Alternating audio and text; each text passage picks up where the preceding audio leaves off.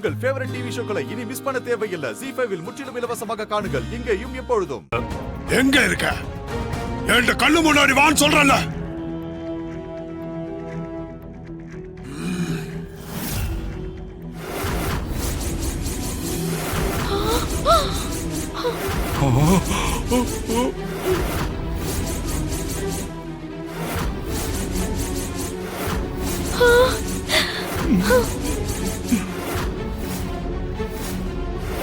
ஐயோ, இவ்வளவு நேரம் நம்பூதிரி உருவத்துல இருந்தது நம்பூதிரி இல்லையா?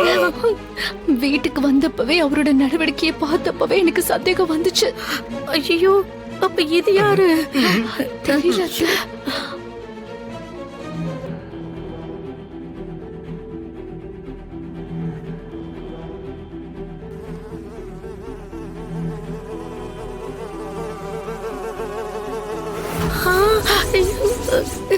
நீ தப்பு மேல தப்பு பண்ணிக்கிட்டு இருக்க. என்னோட உருவத்தை எடுத்து அந்த ராணியோட வாழ்க்கையில நீ தேவையில்லாம விளையாடிட்டு இருக்க. இது மட்டும் அந்த பொம்மைக்கு தெரிஞ்சா உன்னோட அழிவு நிச்சயம். என்ன பெத்த அச்சுங்கிற முறையில சொல்றேன். இப்பவும் ஒண்ணு கெட்டு போயிட்டில்ல. முதல்ல நல்லது செய்யும் மாந்திரிக வித்தைய பயன்படுத்தி என்னை இந்த ஈல இருந்து மறுபடியும் என்னோட பழைய உடம்புக்கு கொண்டு வா. நீ தெரியாம பண்ண தப்புக்கு பொம்மை கிட்ட நான் மன்னிப்பு கேக்குறேன். எனக்காக பொம்மை உன்னை மன்னிச்சு விட்டுருவான்.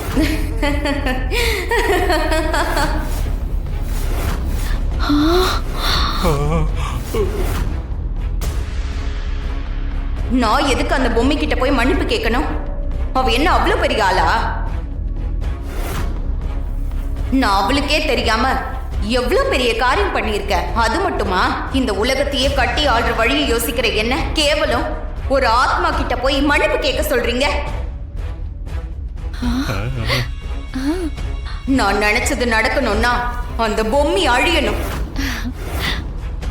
அவளை அழிச்சாதான் ராணிய வச்சு சில காரியங்களை நான் பண்ண முடியும்.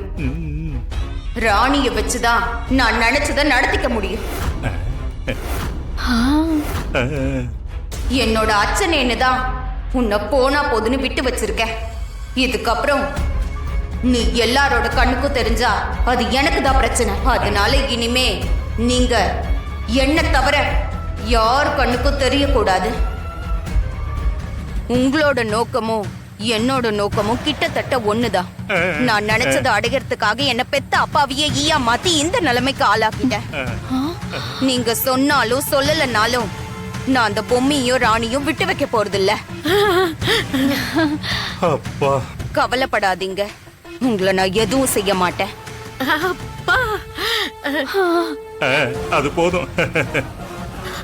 ஆமா, நீ எதுக்கு வீட்டுக்கு வந்து சித்தார்த்தையும் ராணியையும் இன்னும் 9 நாளைக்கு ஒண்ணு சேரக்கூடாதுன்னு நாள் குறிச்சு தந்த?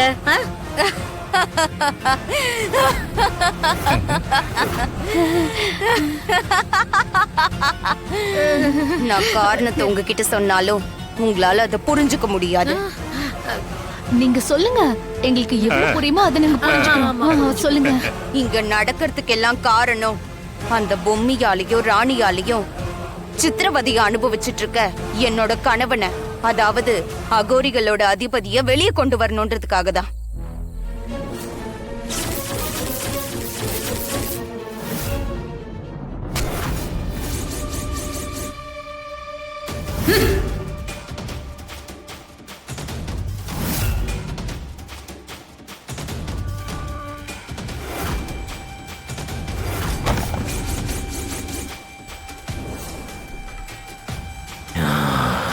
யச்சினி, நீ மட்டும் என்ன இந்த பெட்டிக்குள்ள இருந்து வெளியில கொண்டு வந்தா நான் உன்னை கல்யாணம் பண்ணிக்குவேன். ஒரு அகோர அதிபதியை நீ கணவனை அடைஞ்சா தாத்ரூப வித்தைகள்ல நீயும் தீட்சை பெறலாம். அதுக்கப்புறம் யாராலையும் அழிக்க முடியாத சக்தியா நீயும் நானும் மட்டும்தான் இருப்போம்.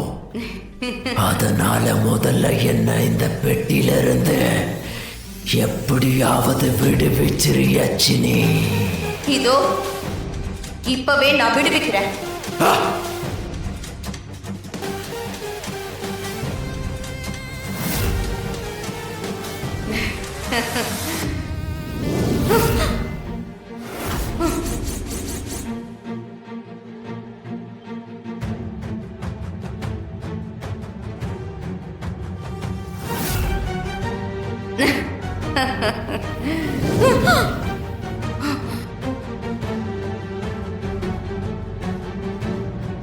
என்னால நீ இருக்க பெட்டிய நெருங்க கூட முடியல. இந்த பெட்டிய சுத்தி யாரோ மந்திர கட்டு போட்டிருக்காங்க. எல்லாமே அந்த பூமியோட வேலைதான். அடியே பூமி, நீ கவலைப்படாத. இந்த நிமிஷத்துல இருந்து நான் உன்னோட மனைவி. தாத்ரூப வித்தைகளின் அகோர அதிபதியாயிருக்க நீ எனக்கு கணவனா கிடைச்சது நான் செஞ்ச மாந்திரிகத்தோட பலன். எந்த பொம்மி உன்னை இதுக்குள்ள அடைச்சாலோ அதே பொம்மிய வச்சே உன்னை நான் இதுக்குள்ள இருந்து வெளியே கொண்டு வரேன். அதுக்காக நான் எந்த எல்லைக்கு வேணாலும் போவேன். இன்னும் 9 நாளைக்குள்ள உன்னை இந்த பெட்டிக்குள்ள இருந்து வெளியே கொண்டு வந்து உன்னோட நான் ஒன்னாவேன். இது இந்த யட்சினியோட சபதம்.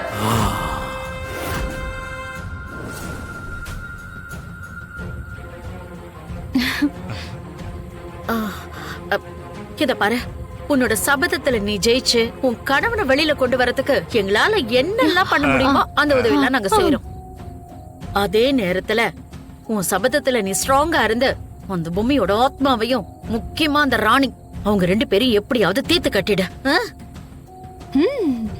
ராணி, ஏன் உன் முகமே சரியில்லை? ஏன் இன்னமும் மாதிரி இருக்க? என்னாச்சு? ஜான்சி மேடம் இன்னைக்கு ஃபோன் போட்டு வர சொன்னது, அவங்களுக்கு ஆக்சிடென்ட் ஆனது, இது எல்லாத்தையும் இப்ப தாடிகாரனாண்ட சொன்னா கண்டிப்பா இன்னத்துக்கோசரம் என்னாண்ட சொல்லாம அம்மா தூரம் ஆட்டோல தனியா போனேன்னு திட்டுவான். அப்புறம் தாடிகாரனும் பொம்மி அக்காவை கொன்னது யாருன்னு தெரிஞ்சுக்கணும்னு துடிப்பான். அதுக்கப்பால தாடிகாரனோட நிம்மதியும் போயிரும். அதனால ஜான்சி மேடத்தை பத்தி இப்போதைக்கு தாடிகாரனாண்ட மட்டும் இல்ல யாராண்டியும் சொல்ல கூடாது. ராணி, ஏய் ராணி, நான் உன்கிட்ட தான் கேட்டுட்டு இருக்கேன். ஏன் ஒரு மாதிரியா இருக்க?